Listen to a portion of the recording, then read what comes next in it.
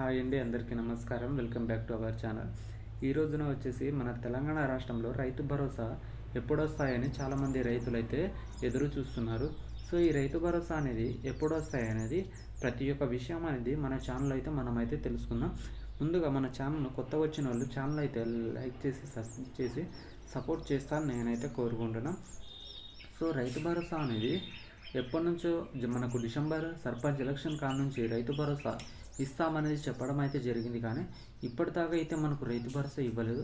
So మనకు రేపైతే మనకు క్యాబినెట్ మీటింగ్ ఉంది. దాంట్లో రైతు భరోసా అండ్ రైతు రుణమాఫీ గురించి అయితే ప్రభుత్వం అయితే చర్చించబోతుంది.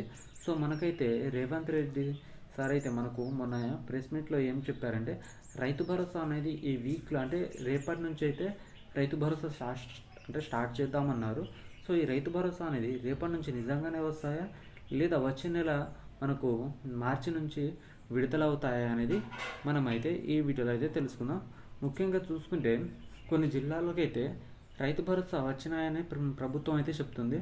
సో ఇది ఎంతవరకు నిజమో అబద్ధమో మీరైతే కింద కామెంట్స్ రూపంలో తెలపండి. మొత్తానికైతే రైతు భరోసా అయితే ఎవరికి రాలేదండి. సో మనకు ఎటువంటి ప్రెస్ మీట్ అంటే రిలీజ్ కాకముందే ప్రెస్ మీట్ అవ్వకముందే రైతు భరోసా వస్తానని చెప్తున్నారు. అది ఎంతవరకు మొత్తానికైతే అది అబద్ధమా అండి. సో రైతు భరోసా అనేది మనకైతే ఈ వీక్లో అయితే వస్తాయి. సో మీకు రైతు భరోసా ఎటువంటి డౌట్స్ ఉన్నా మీరు కింద కామెంట్స్ రూపంలో తెలపగలరు.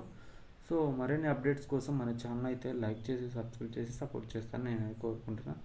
Thank you for watching video.